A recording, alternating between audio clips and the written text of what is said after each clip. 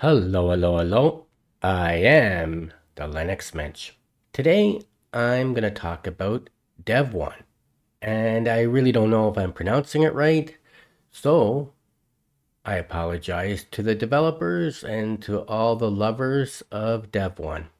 And like I said, I don't know if it's pronounced Devuan or Devian, but hey, what can I say? So today I'm going to show you the website, I'm going to show you how to do an install, and I'm going to do a brief and quick tour of it after it's installed. So let's get to it. So I opened up my browser, Firefox, and I'm going to go to the website. And this is it here. And you know what? Let's just make this a little larger. Dev1 is a fork of Debian without systemd. So first of all, I just want to say is systemd is not the only init system. There's other init systems. I really don't know what the difference is. I know there's some people who really hate systemd. They say that systemd is too big, it's too bloated. I don't really have any opinion on it. Systemd is the system that is included in most Linux distributions, but not all. And there are other Linux distributions that have other init systems. And like I said, I don't have any opinion on it because I don't really understand it or know the difference. Although I do like systemd, only because, not that I think it's better than the other ones, but because, like I said, it's included in most distributions, and I know all the commands, how to use it. I know all the terminal commands when using it. Dev1 came out with a new release, and this too, I don't know how to pronounce it.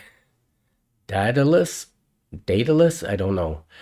And the new release came out August 14th, and it's based on Debian 12, which was released back in June. So if you click on install, it's going to bring you to this page, and it's going to be release notes, and there's the release information. The second one, you're going to click it on, and here it is again. It's telling you that it was released on August 14th. And one thing I like about their website is if you click on install and scan down to install Daedalus, click it on, and it has here installing Dev1. So let's click that one on. And it has instructions with screenshots how to install it. So I think this is the first time I've ever seen this on a distribution website. And you can just scan down. This is really nice. It takes you into all the different screenshots and walks you through a whole installation. And I'm not going to go through this whole thing. I just want to show you. So if you want to look at this and read it and look at the pictures before you experiment with installing it, this is a great idea. And I have to give a real shout out to them for doing this. Now they have a lot of different installation medias and ways of installing it. So what you're going to do is click on download, and you're just going to scan down. And of course you can read all this stuff. But what I'm going to do is I'm just going to go down and click on one of the mirrors. And I already downloaded the installation media, but I'm just going to show you what I downloaded, and I'm not going to re-download it, but I just want to show you where I went. So I went to this mirror here. This mirror is the University of Berkeley in the United States. Now I'm in Canada, but that's okay. So I went to this mirror, University of Berkeley in the United States. I clicked it on. Now let's make this a little larger. You can see they have all these different folders and files, and also dates. This folder right here, Dev1 Daedalus, or Daedalus, and it's from August 14th, 2023. So that's the folder that I went to. I opened it up, and they have different folders in here. So there's a desktop live folder. You can click that one on, and the size of the disk is 1.4 gigabytes. Now that's not the one that I used, but that if you use that one, it's going to take you into a live environment where you can play with the system. And I believe the live environment comes with XFCE desktop. You can play with it, see if you like it, and then click on an icon and install it. But that's not the one that I used. So let's go back. They also have a folder for a minimal install. And this would be like really minimal. It's only it's only 798 megabytes. And it's a minimal live ISO. I don't think there's going to be any desktop environment on it, although you can do that after the fact. And there's this folder here, installer ISO, and this is the one I went to. This is the one where I downloaded the ISO to do my installation. And this one's from September 14th. Now, I don't know why this one is September 14th and the other ones are August, but I don't think there's any changes. There might have been some change to the installer, but I don't think there's any changes because this release is from August 14th and it's based on the June Debian ISO. And like I said, it's a fork of Debian, but it's still based on Debian. So I went to this folder here, installer ISO, September 14th. Let's click it on. And of course, there's lots of files in here as well. Now, if you read back on the main page, there's different types of installation that you can do. And some of the installations that you do come with different ISOs, like there's ISO 2, ISO 3, or CD2, CD3, CD4, and it all seemed a little bit complicated to me, so I didn't bother going with those ones. So I went with this one. It's, first of all, it's AMD 64. It's a net install ISO, and it's only 477 megabytes. So it's a small ISO because when you use it, you have to have access to the internet because it's going to do the installation on the internet. And when you do it that way, you won't have any updates to do. So like I said, this is the one that I downloaded. It only took maybe a half a minute to download because it's such a small file. So what I'm going to do now is close this, and I'm going to fire up a virtual machine in Virt Manager using on top of QEMU, and I'm going to do an installation. So I created a virtual machine. I gave it 4 processors, 4 gigs of RAM, and a 40 gig hard drive, and I'm logged on to the net install ISO. So use your arrow buttons to go up and down, and your enter button. And I'm just going to go with number 1. There's other options there, but let's just choose number 1, install. I'm going to hit enter. And it's booting into the system. Now, this is not going to be a system that I can play with or show you. You just do your install. And then after the fact, you can do a tour of it and play with it and so forth. So it brings you to the screen. It's right on English, so I'm just going to hit enter. And it's on United States, so I'm going to go up to Canada. Hit enter. I see they have British English there, and they do have Canada French and multicultural, but I'll just leave it on American English. That's good enough for me. Hit enter. Okay, so now we're at the next step. It's asking for the host name for the system. You can give it whatever host name you want. Devuan-2, because this is the second time I did it. I already have an installation of Devuan because I went through a practice session off camera before making this video. So I'm going to call this 2. You can call it whatever you want. And then I'm going to hit enter. Now it's asking me for a domain name. I don't have a domain, so I'm just going to leave it blank and hit continue. Now it's asking me to set a password for root. So I'm going to put a password in. I'm going to hit enter. And it's telling me to re-enter it in again. So I'm going to put my password in again and hit enter. Now this is a password for root. Now it's asking for the full name of the user. You could put your full name in here, but I'm not going to. I never do. So I'm just going to put Mench in, and I'm going to hit enter. Now, it's asking for a username for your account. So I'm just going to leave it as Mench is already there. So I'm just going to leave it and put enter.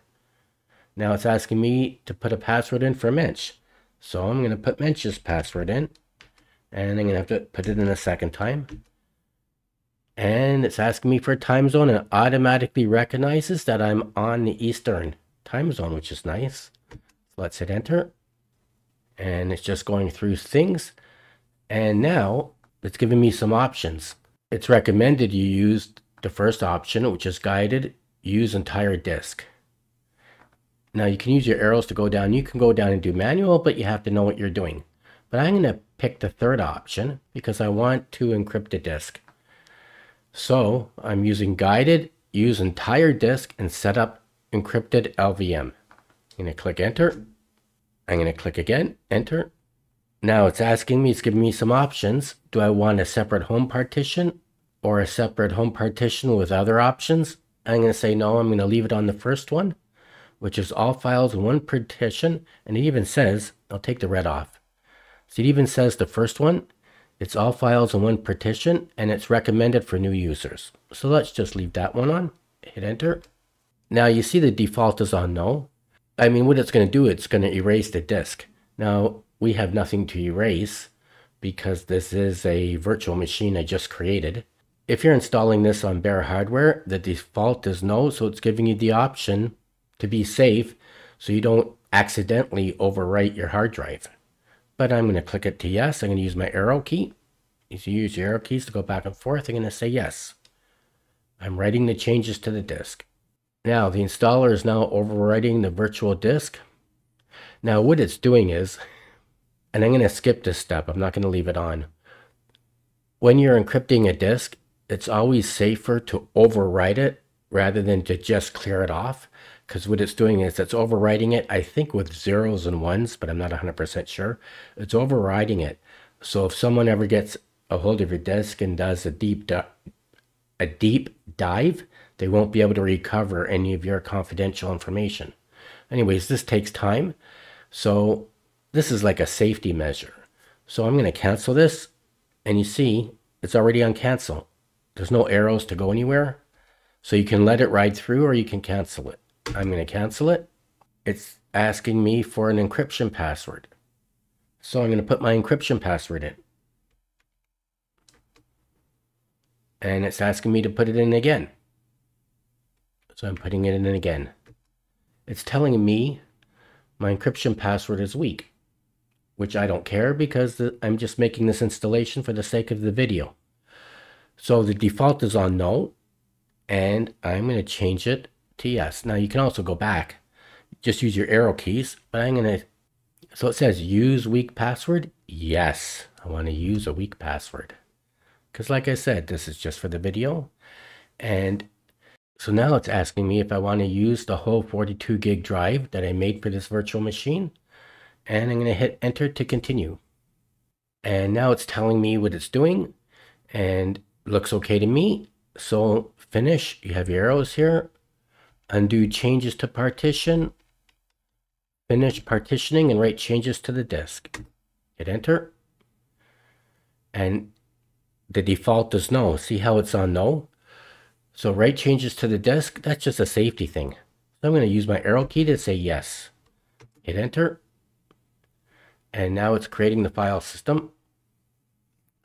And like I was saying, this installation is pretty much almost exactly the same as the Debian installation. So when Debian 12 came out in June, I did an installation and I did the same thing. I installed a very small ISO from the Debian website. It was a net installer, just like this one, and it was very small. And it went through an installation like this, where you needed internet access. So the installation is not from the ISO, actually. The installation is coming from the internet, from the mirrors in the internet. And the installer was the same. And almost all the questions are exactly the same. This is almost 100% the same as the installation I did with Debian 12 back in June. And of course, this is based on Debian 12. It's a fork of Debian, but it's based on Debian 12 without systemd. So this install, now when I did the Debian 12 installation back in June, it took an hour. And when I commented about that in my video, people responded to my video saying they installed it in 15-20 minutes. So I don't know if they used the same ISO as I did, or if they used faster mirrors, or they had a faster computer. I really don't know. But if you do an installation from a full, now they have a full ISO installation with desktops on it, so you don't need internet access to do your installation.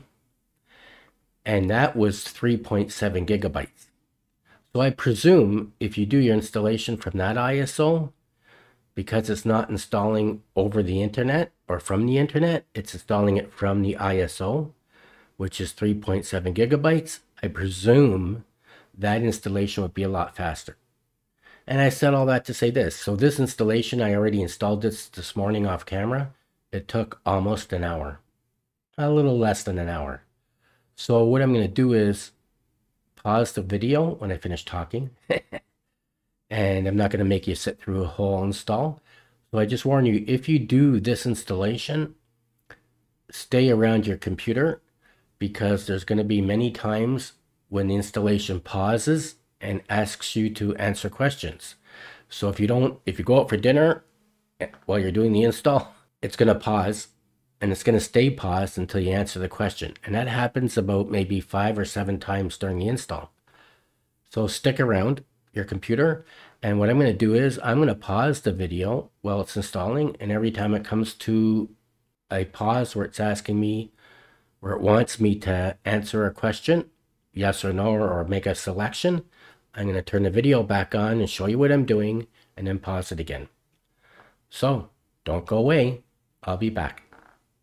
So now it's asking me, do you wish to scan another media? Because there are some installations with this that have, you can use 4 different CDs or 4 different ISOs.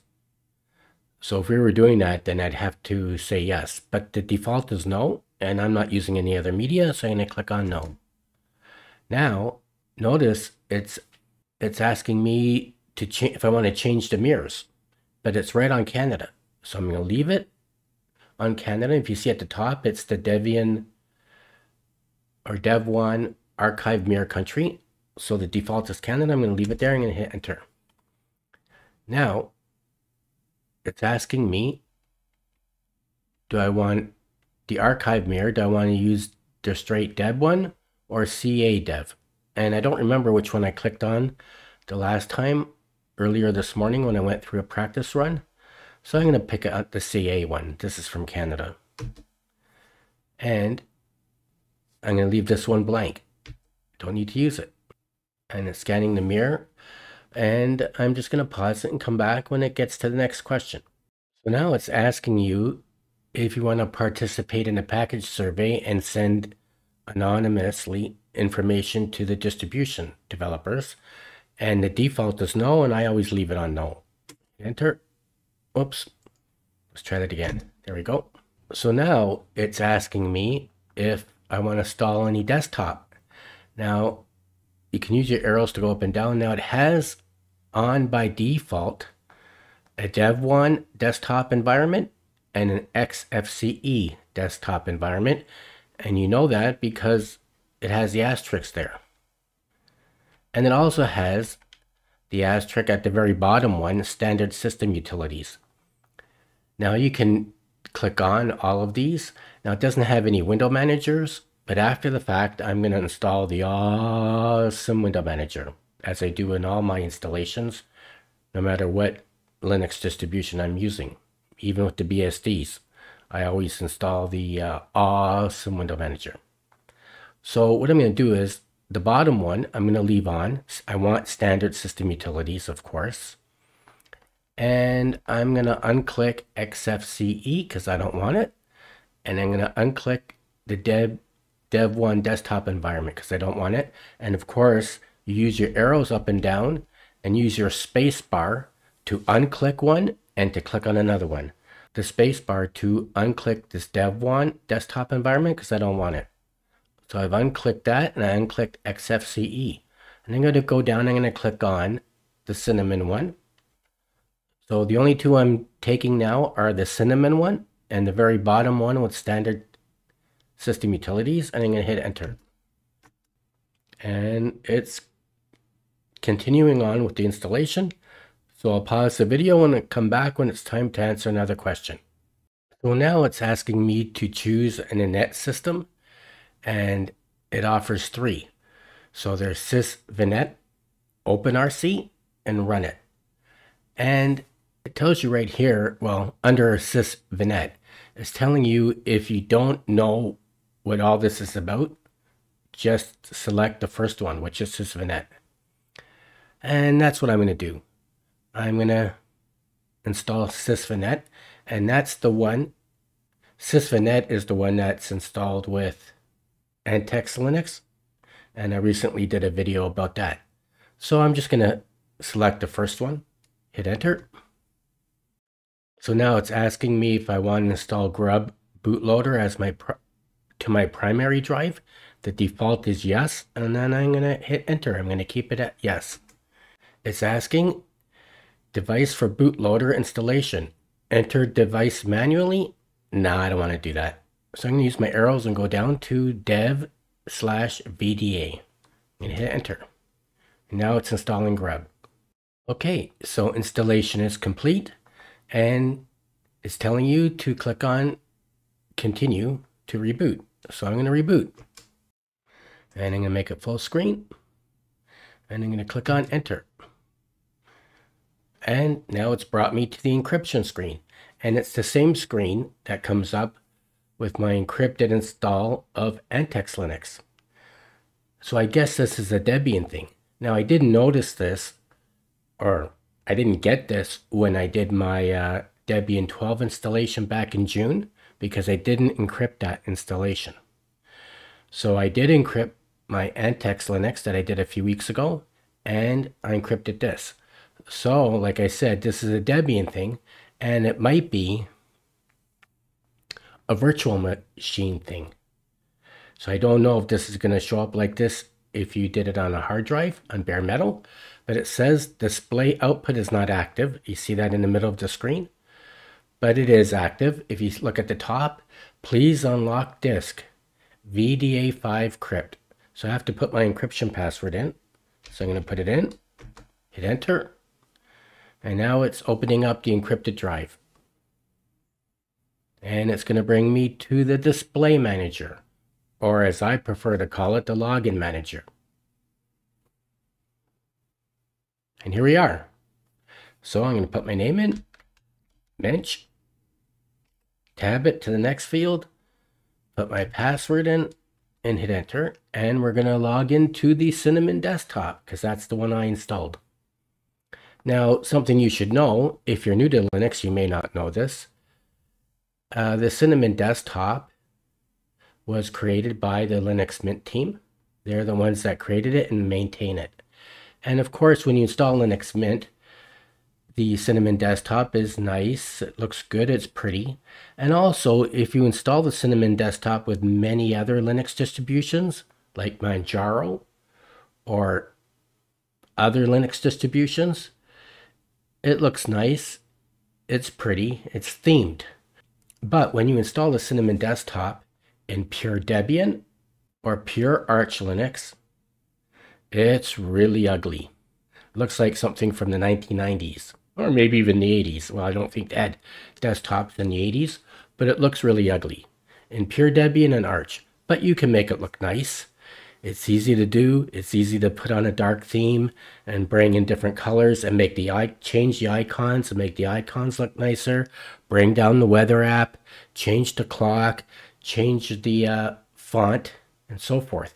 Now, I'm not going to do that today because I don't want this video to be too long. And in many, many videos, I've showed how to theme, how I like to theme and change and configure the Cinnamon desktop so it looks nice and it's the way I like it. And I've done that in many videos, so you can go and watch my videos. Watch my Arch Linux videos or You could watch my other Debian video or my Mench Linux video. In many of my videos, I show how I like to theme the Cinnamon desktop, so I'm not going to spend the time doing that now, except I'm going to do this. I'm going to change the resolution, and that's not in there. Actually, it is. I'm going to go to display settings, and this is the virtual machine thing. If you install this on bare metal, you probably don't have to do this. So I'm going to go to 1360 by 768 and apply it. And there we go. And keep the configuration. And so this is Cinnamon. Like I said, you can make the menu, the icon, everything look a lot nicer. Bring down the weather app. You can do anything in this Cinnamon desktop that you can do in Linux Mint, or in pure Arch Linux, or in pure Debian, or any Linux distribution that has the Cinnamon desktop. It installed with Firefox ESR, which I like, because even though I prefer the more modern Firefox, in Linux Mint Debian LMDE-6, they installed the modern Firefox. I forget the proper name for it, but they installed the newer Firefox, which I don't like because Linux Mint Debian is based on Debian. And in the Debian repo, they have uBlock Origin for Firefox, but it only works with ESR. Now, if you are installing Arch Linux will have in their repo, they have the modern Firefox or the newer Firefox with uBlock Origin. If you install uBlock Origin in Arch Linux, it's going to match and work with the newer Firefox.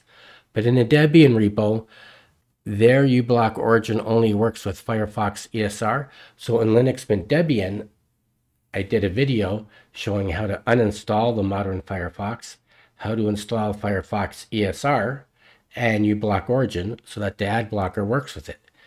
So I like this because I like the fact that this one is installed by default, because this is the one that's going to work with the ad blocker. Now, if you want the ad blocker, you're going to have to download it. So it comes with that. Oh, look at this. It came with Ramina. I'm impressed.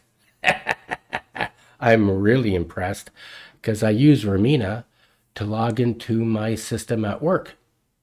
If I want to log in to our system at work, I can log in at home and have access to our Windows system at work.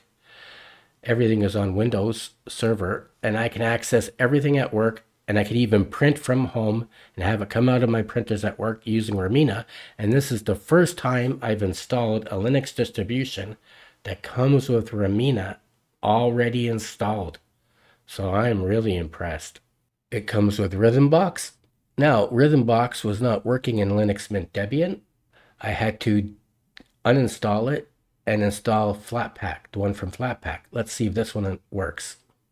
Yes, so in Linux Mint Debian, when you clicked on Rhythmbox, it kicked you out to the login manager. But here it's working. That's great. Videos, Cheese, Presario. I never used some of these. I've used Rhythmbox and I use videos. I think that's just MPV player. Comes with some games, screenshot, accessories. Also comes with Office. It comes with the full LibreOffice suite. What I'm going to do is go into a terminal, and it comes with the GNOME terminal. I am going to see if there's updates to do. So let's do sudo apt install updates. Put my password in. Oh, look at that. Mench is not in the sudo file. So what I'm going to do is clear the screen. I'm going to switch into root. I'm going to put root's password in. And now I'm going to do vim etc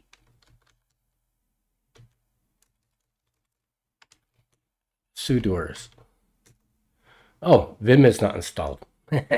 So I could install vim, or I can just use vi. I happen to know that vi is installed, and if you don't know the difference, vi is older, even though vim is really old too.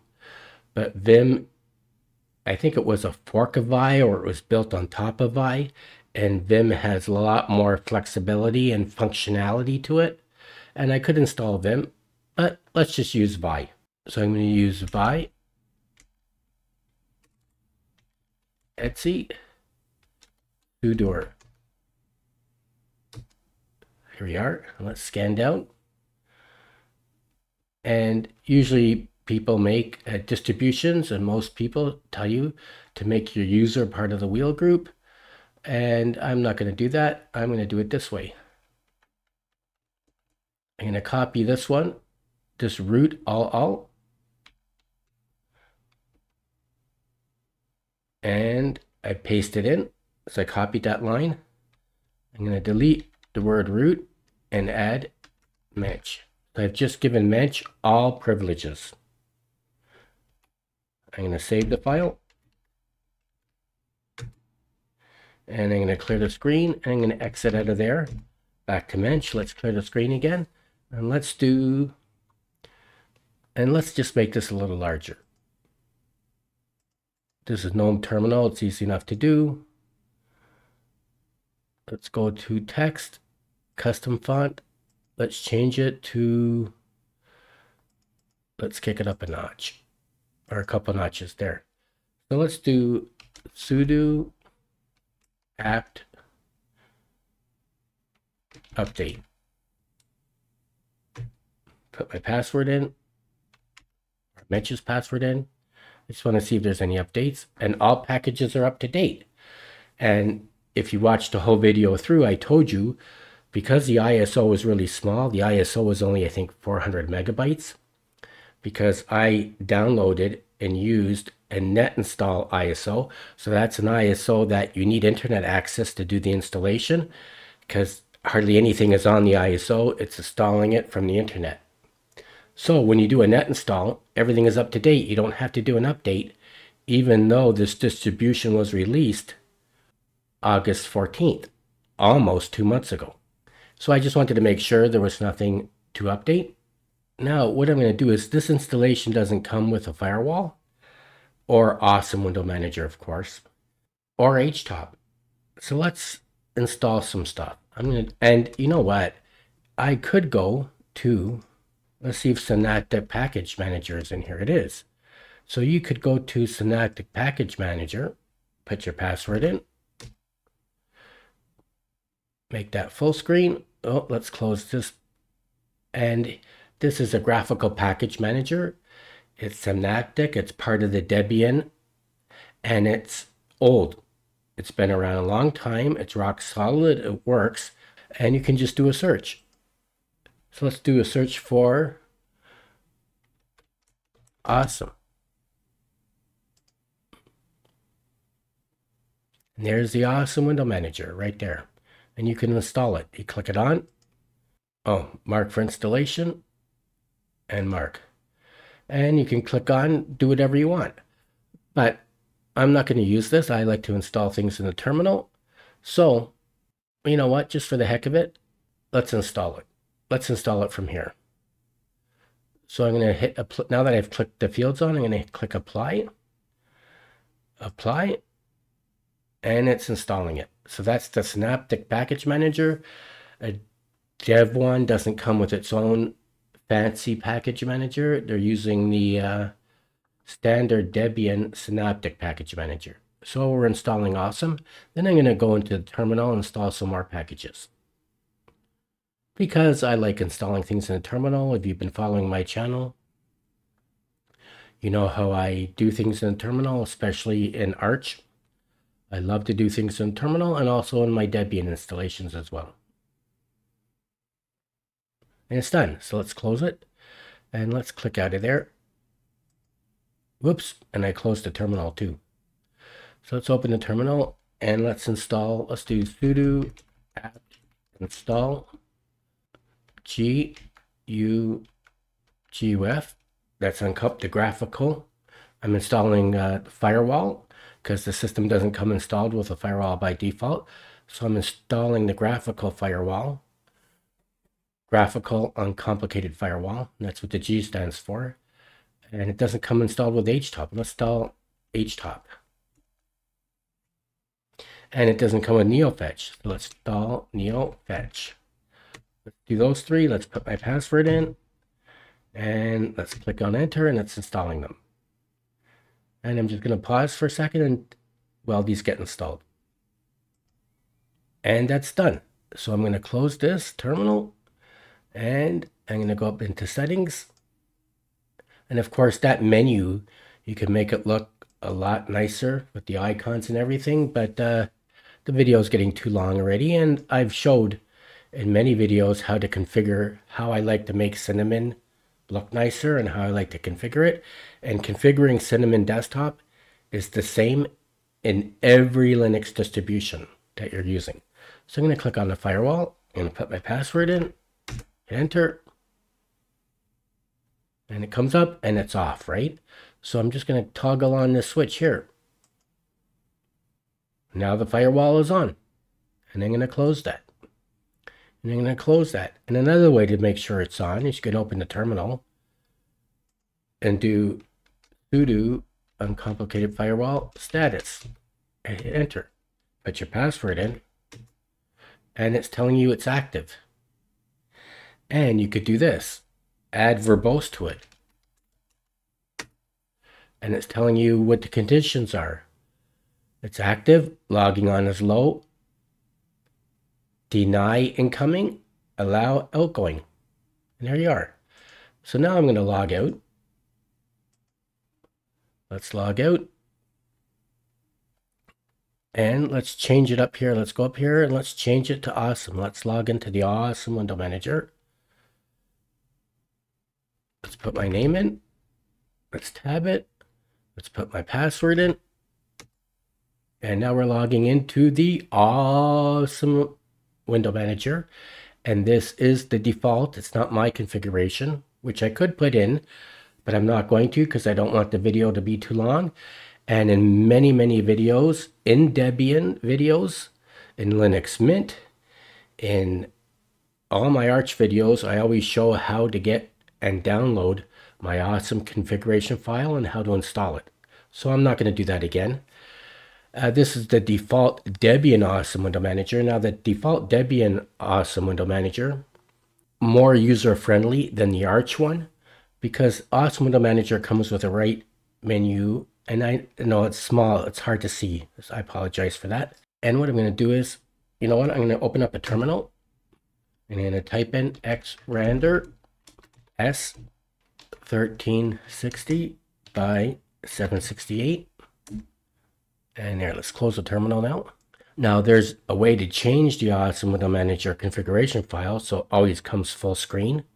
And of course, if you install Debian or Devuan in a bare metal computer, you won't have this issue. If you installed it in a virtual machine, like I said, there's a way to fix the Awesome configuration file so it comes full screen.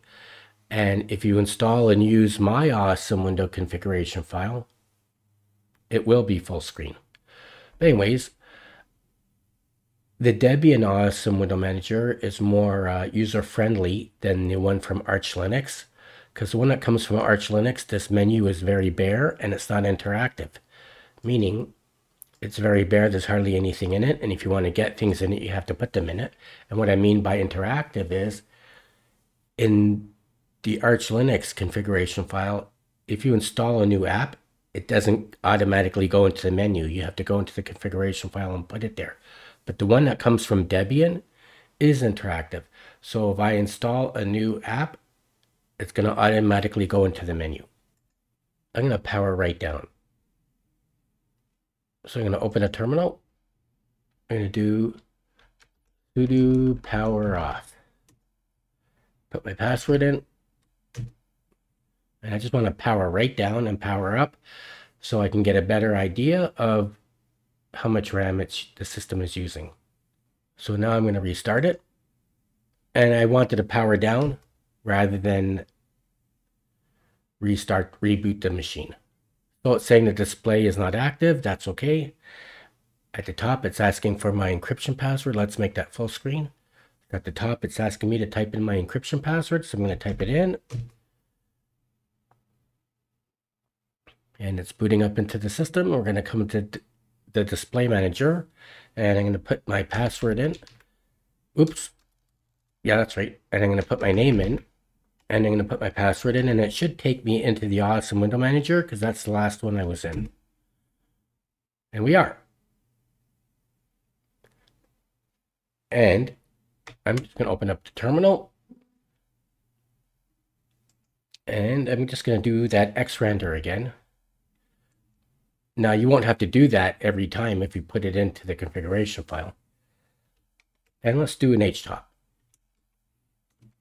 So now we're running at 276 megabytes of RAM. Not bad. Not bad at all. So let's quit out of there. And let's clear the screen. Let's do a Neofetch.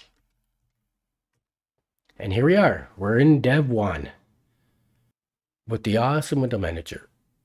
And of course, if I was going to keep the system and spend time in it, I would install my GitLab repository.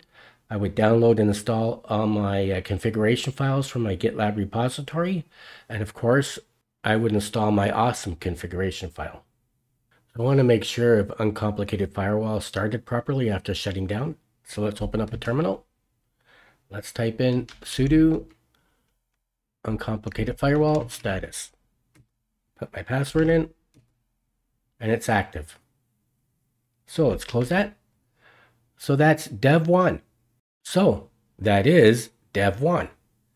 It's pretty much the same as Debian. It's a fork of Debian, and all their applications come from Debian repo, but they have their own mirrors, and it doesn't have systemd.